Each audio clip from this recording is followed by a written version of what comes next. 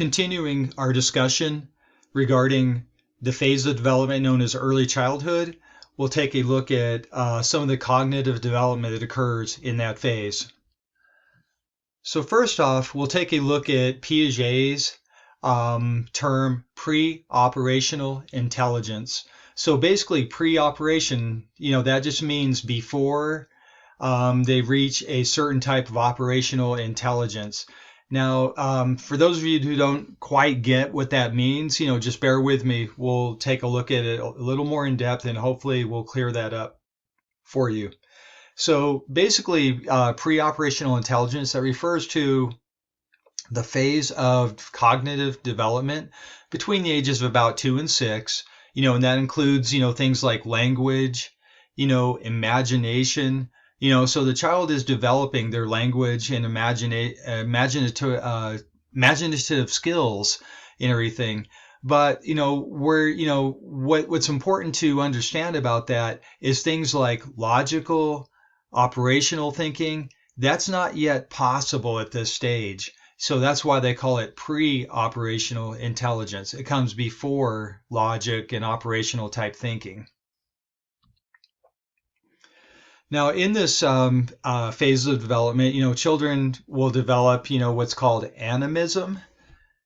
And that's their belief, that natural objects and phenomena, they're alive, that they actually, are, real and alive and have, meaning to them, and that's is related to egocentric reasoning.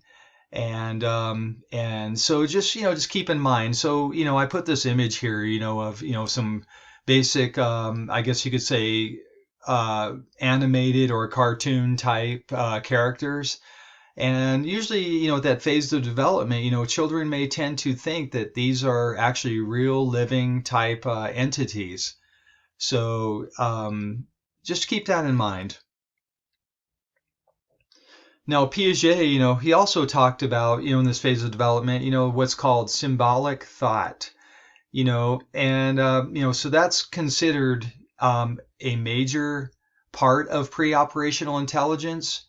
And so that basically, refers to the child's ability to think symbolically, including, words, can refer to things not seen, and that an item can symbolize something else, so that's what's called symbolic thought. Now, during pre-operational phase of development, there'd be certain, obstacles to develop, to logical type thinking that occur at this phase. And I put a couple of these here. One is the term called centration right here. That is one of the obstacles to logical type reasoning. And basically, that's when a child, focuses on one idea and excludes all others. And, so that's really all you have to know about this. So when a child focuses really intensely on one idea and excludes all others, that's called centration.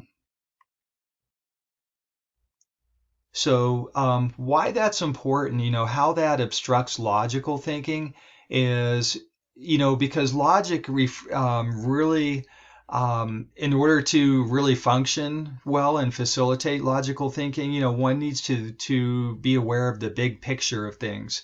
But at that age of development, of early childhood development, children sometimes aren't able to look at the big picture of a type of scenario or something. Okay, and then also I put right here, in centration, that may include what's known as egocentrism. So I defined egocentrism here.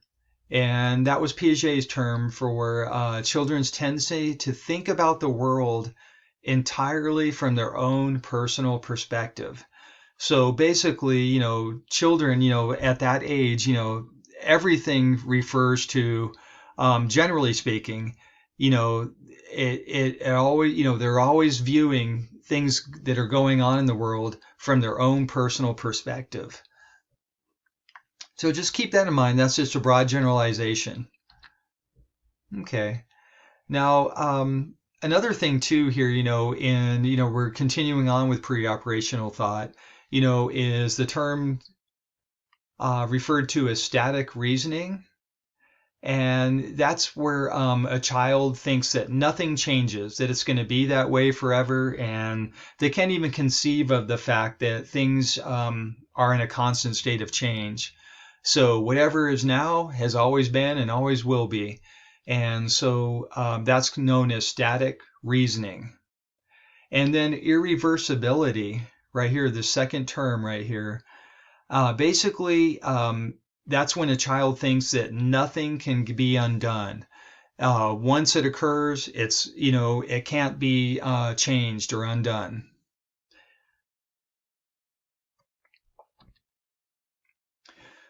Now, another researcher here that you will definitely be here, in addition to Piaget, is this researcher whose last name is Vygotsky, or Vygotsky. And Vygotsky, he was really felt that basically all learning occurs in a social context. And so he proposed that every aspect of a child's cognitive development occurs within a social context. Feel free and pause the video at this point and just kind of take a look at this to gain maybe some further insight. Okay, moving on. So Vygotsky also used some terms here. One is the term known as guided participation. And that's the process by which, people or children in this respect, learn from others who guide their experiences and explorations. So that's teachers, mentors, family members, friends, in all social contexts. You can receive, what's called guided participation. And then Vygotsky also referred to as the zone of proximal development. And basically, that just refers to the phase of development that a person can exercise only with assistance, not yet independently. So basically, what that means is the child might be capable of learning a certain skill or something, but they cannot do it on their own. They're going to need some help to get them into through like guided participation or mentoring or teaching that will help the child get to that next level. But because they're ready for that learning of that skill, that's called the zone of proximal development. Now, last but not least here, we'll take a look at the term scaffolding. And basically, that's just temporary support that is basically geared towards the learner's needs and abilities, and it aims at helping the learner master the next task in a given learning process. So scaffolding, that's basically just setting up the type of structure for which future learning can occur. And Vygotsky also felt that words are the important mediator between the brain potential and comprehension. So he felt that words are definitely how we make the connection between our brain potential and our understanding of the world, basically, of the environment. And so language, I put some notes right here. Language, that advances thinking. That things like internal dialogue, private speech, social mediation, STEM curricula, executive function development, those are all important ways that language develops. Okay, so taking this a little bit, in a slightly different direction, an important thing to be aware of is a term called theory of mind. And that's basically just refers to a person's ability to be basically to develop like an intuition, a theory about what other people might be thinking. So you'll notice that when children are very very young, they because they are more egocentric, and that they have a less ability to actually think about what other people might be thinking or feeling. So that's called theory of mind.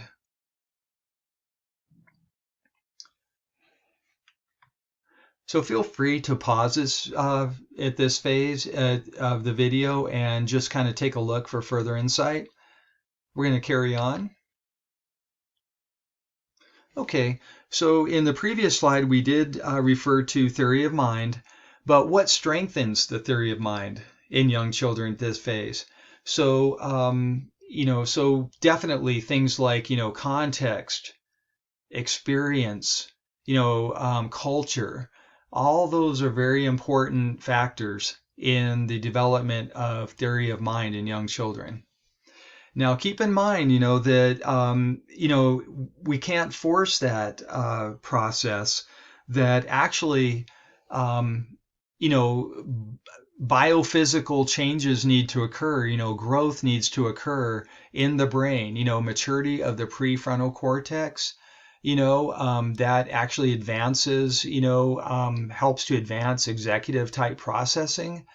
And remember, executive processing just refers to processes like reasoning, logic, planning, things of that, of that nature. Those actually need to develop in order to allow theory of mind to develop as well. So keep that in mind, please. Now we're going to take a very brief look, at early childhood education. And so homes and schools, first of all, the quality of the child's homes and schools, really matters. So if the home educational environment is poor, a good preschool program, might help them, in their health, cognition, and social skills. If like a home educational environment, is sort of a deficit, or lacking a little bit. Um, but also though, um, carrying on from that, or extending from that a little bit, if a family provides, extensive learning opportunity and encouragement, they say, well, the quality of the preschool might be a little less crucial. So I highly recommend you pause here and think about that. So if there's a strong familial or family type environment, that provides, learning opportunities, encouragement, and everything, then preschool might be, a little less, crucial or important, but if they don't, if they're, the child is not fortunate to be in that type of environment family wise, then definitely, then a preschool might be very important to them, to their development.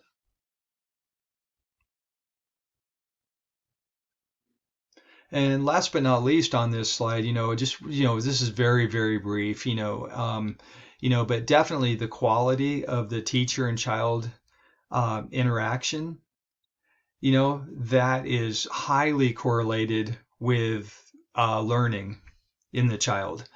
And that's kind of a given. We kind of assumed that that is the case, but just want to remind you of that. And okay, so we're continuing on, extending a little bit further our discussion about childhood education, so child-centered or developmental programs, that means, that's more, focused on the child's natural inclination to learn through play rather than by following directions. And so basically that just refers to, children can grow naturally, and so self-paced exploration and artistic expression. So as I mentioned earlier, you're going to see the names Piaget and Vygotsky, You're going to see that a lot in the study of human development. So, childhood education, what's one school that's really well known in that regard is the Montessori schools. And so they emphasize, like individual pride and accomplishment, presenting literacy related tasks such as outlining letters and looking at books, but keep in mind though that this isn't, like adult type instruction or whatever, that they're actually allowing the children to naturally um, become engaged and motivated. So that's one approach. That's known as early childhood education.